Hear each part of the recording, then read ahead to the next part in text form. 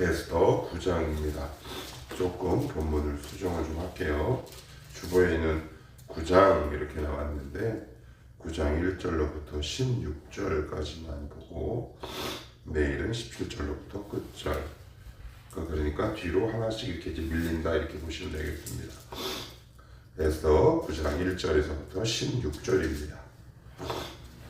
우리 교독하면서 봅시다.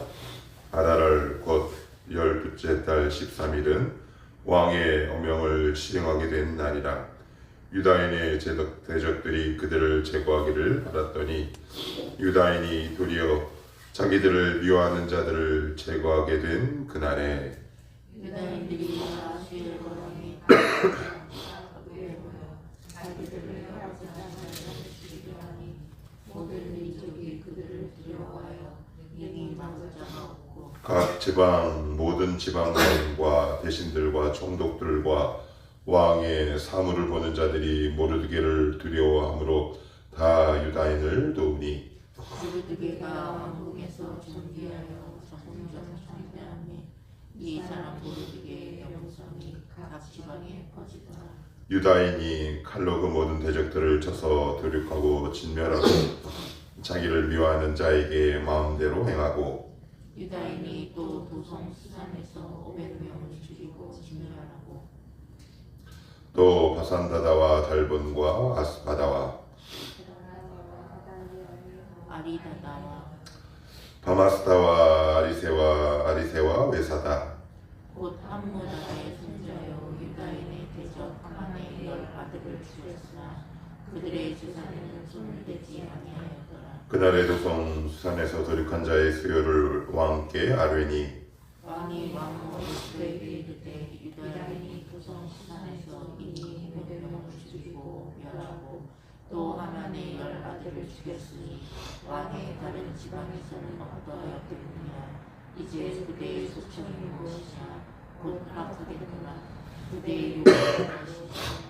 또한 시행하겠노라 하니 에스더가 이르되 왕이 만일 좋게 여기시면 수산에 사는 유다인들이 내일도 오늘 조서대로 행하게 하시고 하만의 10아들의 시체를 나무에 매달게 하소서 하니 왕이 그대로 행하기를 허락하고 조서를 수산에 내리니 하만의 10아들의 시체가 매달린다. 아달월 14일에도 수산에 있는 유다인이 모여 또 300명을 수산에서 도륙하되 그들의 재산에는 손을 대지 아니하였고 왕의 각 지방에 있는 다른 유대인들이 모여 스스로 생명을 보호하여 대적들에게 조성하며 자기들을 미워하는 자 7만 5천 명을 도륙하되 그들의 재산에는 손을 대지 아니하였더라. 드디어 이제 대역전이 펼쳐집니다. 그래서 어제 우리가 또 주일 본문에 이어서 이제 살펴봐서 이제 오히려 우리에게 이해도가 조금 더 쉽게 다가올 수 있을 것 같아요. 그런데 이게 잘 이렇게 신앙생활 해보시면 내 안에 있는 악한 것들이 이렇게 쉽게 탁 떨어질 때가 되게 오래 걸립니다. 정말 이게 쉽지 않습니다. 그러니까 그 지점에서 포기하는 경우가 있죠. 왜 포기하냐면 열심히 있기 때문에 그렇습니다. 열심히 없는 사람은 포기 안 합니다. 아예 시도조차 하지 않기 때문에 그렇습니다. 내가 지금 최근에 어떤 일을 포기한다라는 말은 다른 말로 내가 하나님 앞에 열심을 갖고 있었구나 라고 생각하시면 틀림없습니다. 근데 그걸 사단은 이렇게 바꾸죠. 네가 열심히 해도 잘 안 되지, 잘 안 떨어져 나가지. 그 음성에 우리의 귀가 이렇게 확 매몰돼 버리면 그 중단 없는 길을 탁 놓게 됩니다. 제가 지금 이 말씀을 왜 드리냐면 디도제 전서가 역전되고요. 그리고 조서가 빠르게 퍼져 나갔습니다. 누구를 죽이지 마라? 유대인을 죽이지 말고, 그리고 그 아각 사람 함무다다의 아들 하만, 그리고 거기에 동조 세력들을 없애라. 이런 어떤 분위기가 조성되고 어제 조서가 이제 퍼져 나갔어요. 전세가 지금 완전히 역전됐어요. 그럼 어떻게 되나요? 원래 유대인을 죽이려고 했던 사람들은 수면 아래로 확 내려가야 되잖아요. 상식적으로. 그런데 안 그래요. 이게 악의 세력의 독특한 특징이라는 거죠. 자, 1절에 보시면 아달월 이게 한글로 옮겨서 좀 이렇게 어려워서 좀 꼼꼼히 봐야 되는데 저도 이렇게 처음에 읽을 때 이게 무슨 말인가 헷갈렸어요.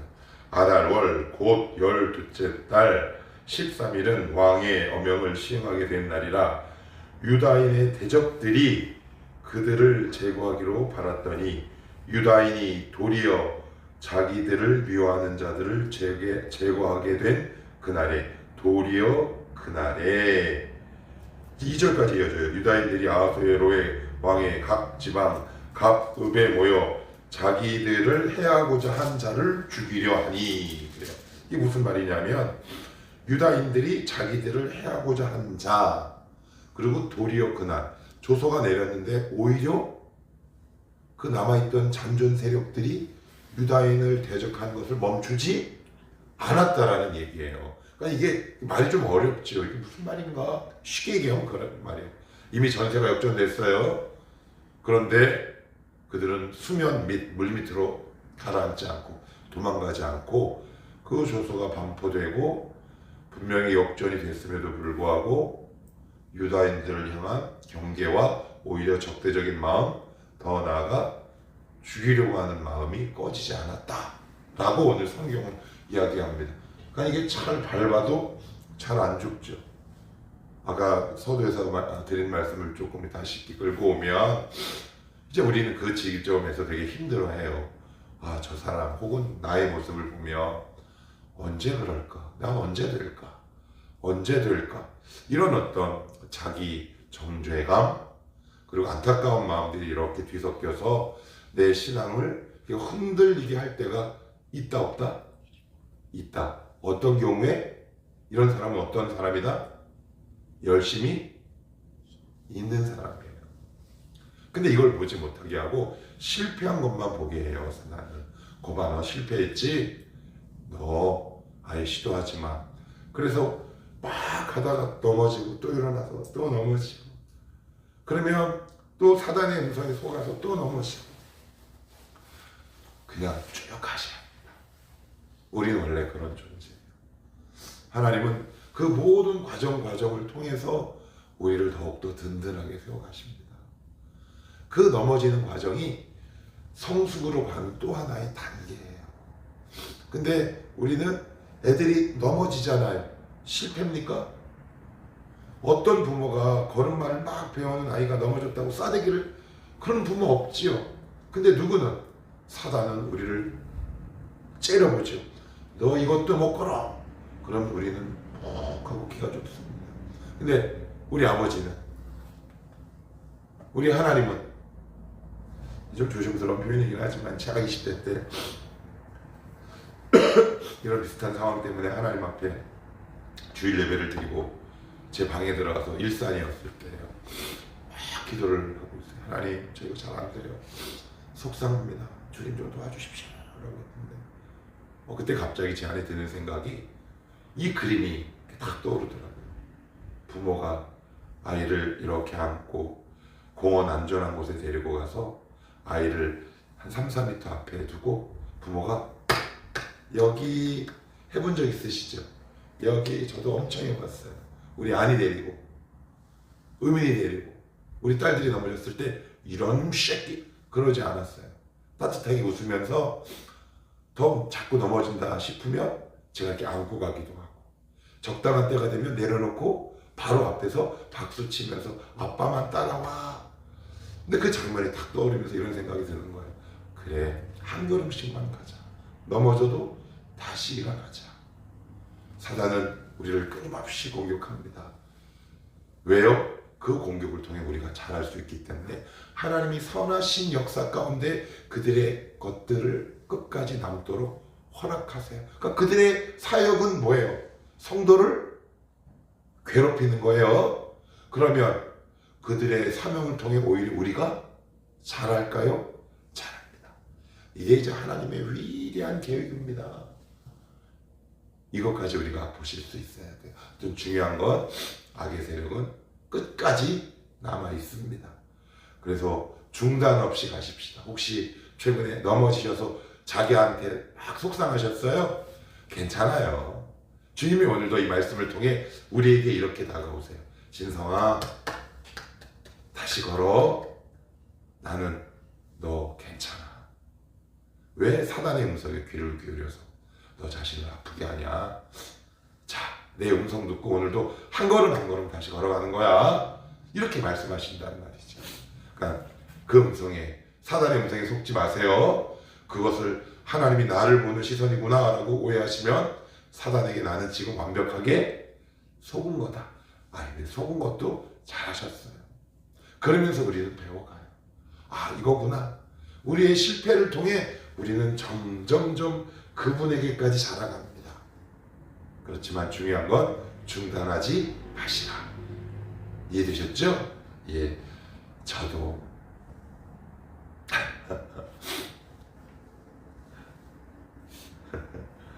많이 넘어졌어요. 그냥 할 얘기가 없어서 웃음밖에 안 나오네요.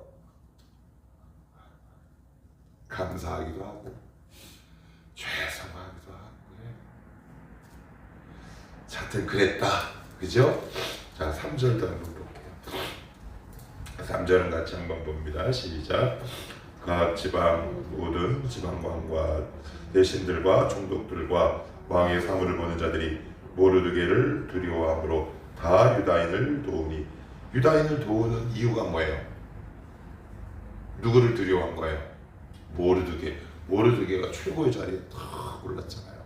그러니까 그들은 유다인 자체는 힘이 없어요. 왜요? 그 조그만 나라 포로로 끌려왔는데 뭐 무기도 없고 돈도 없고 하층민에 지나지 않는 유다인 자체가 무슨 능력이 있냐고요. 그 위에 실권을 잡고 있는 누구요? 모르드게가 두 눈 포렇게 살아있다는 말이죠.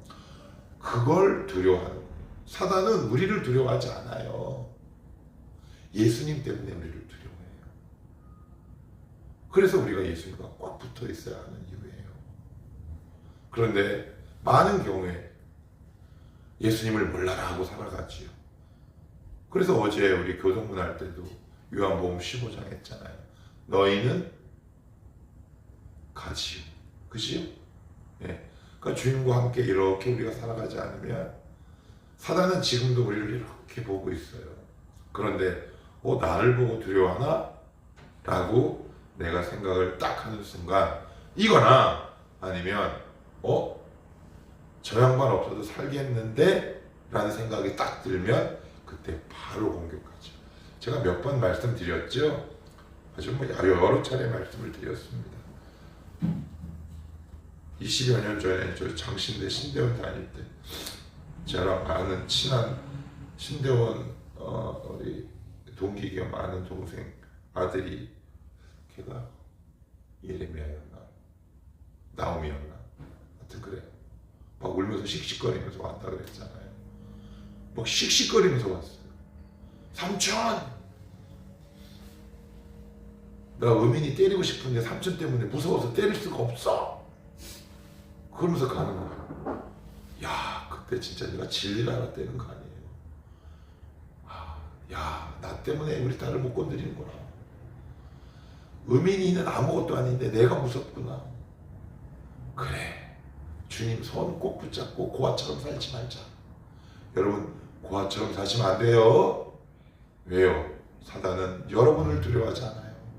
우리 안에, 우리를 떡 버티고 계시는 십자가에 달리신 우리가 주님이라고 부르는 예수 그리스도의 그 이름 때문에 우리를 두려워하니 꼭 주님이 하는 것처럼 고아처럼 살지 마시라. 이게 되게 외롭고 힘든 삶이에요. 그 주님 손 꼭 붙잡고 걸어가십시다. 쟤도 지금 아멘 그러잖아요. 저도 그죠? 안 해요. 그죠? 우리 교회의 매력이에요. 가끔가다 설교들 중에 효과음들이 들어가요. 예, 다시 볼게요.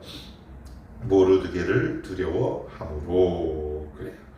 자, 우리 마지막으로 이제 10절 이하에 쭉 보시면 이제 계속 이제 힘을 입어서 그 원수들을 이제 제거해 나가는 과정들.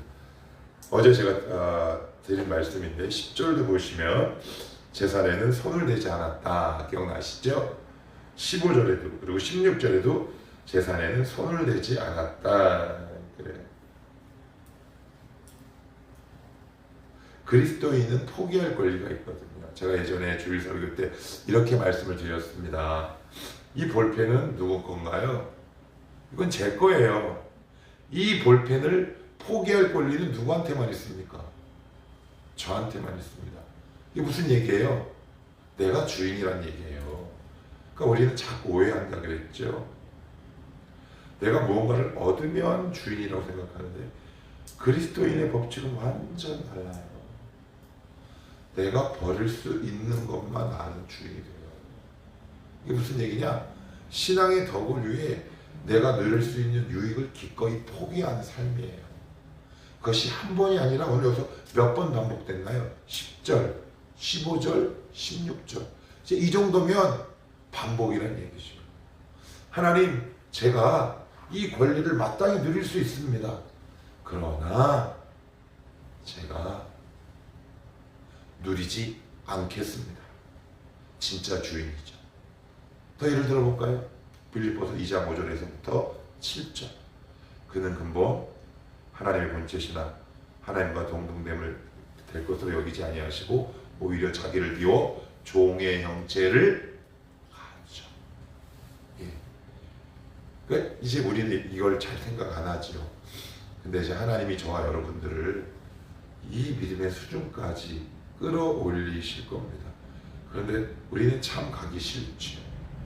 그래서 하나님이 우리를 환경을 통해 배우게 하시기 위해 우리를 때로는 없게 하시더라고요.